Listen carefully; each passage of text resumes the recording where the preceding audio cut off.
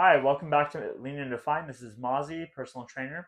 So the question is, how do I get in better shape?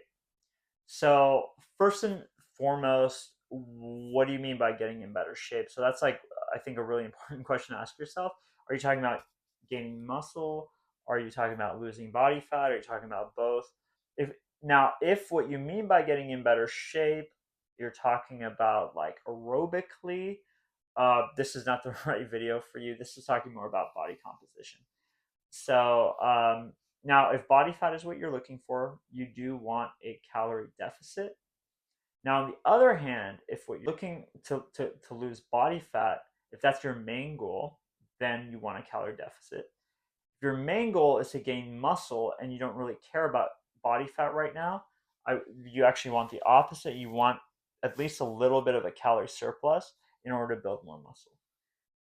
Resistance training isn't important to even during weight loss, so it's important in both scenarios because people don't want what's called like the skinny fat look. And what that is, I the way I understand that probably happens is people have like body fat to lose, so they start losing weight. At the same time though, they're not doing any kind of resistance training, so they end up losing muscle at the same time. So they lose muscle while they're losing body fat and water and stuff like that too. The end result is they do end up being smaller, but their muscles are also smaller, and their body composition is probably not going to be the way they actually want to look.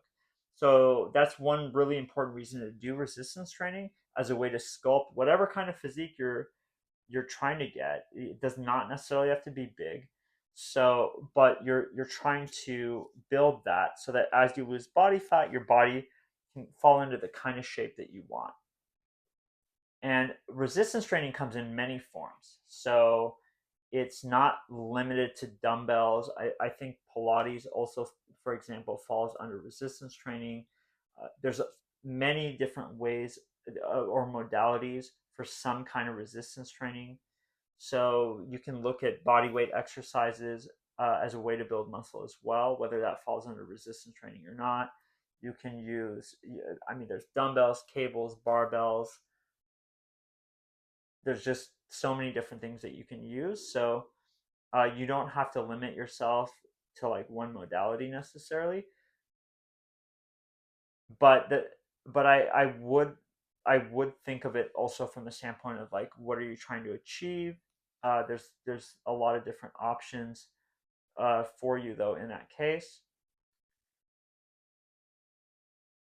Cardio and movement are also an important concept in all this because specifically if you are on the side of wanting to lose body fat, it's important as a tool to move more or to burn calories. Now, if you're on the other end and you primarily want to build muscle, too much cardio can be to your detriment. So I would say don't overdo it on cardio.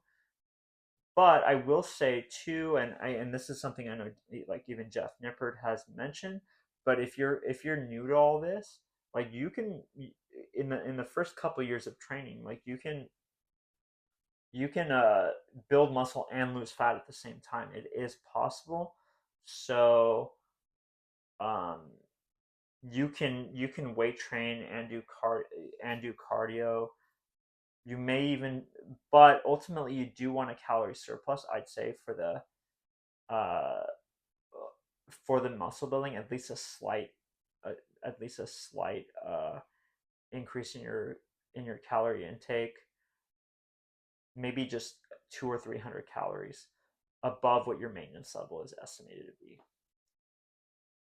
And I would say people on the weight loss side may want to only do 1 to 2 days of resistance training. People who primarily want to gain muscle, maybe 2 to 3 for those people. So it really kind of just depends on what your goal is. So I'd say 1 to 2 for the weight loss people. Two would probably be a better number. 2 to 3 for the people who primarily want to gain muscle. They can go beyond that, but that's just a general number that I like to use.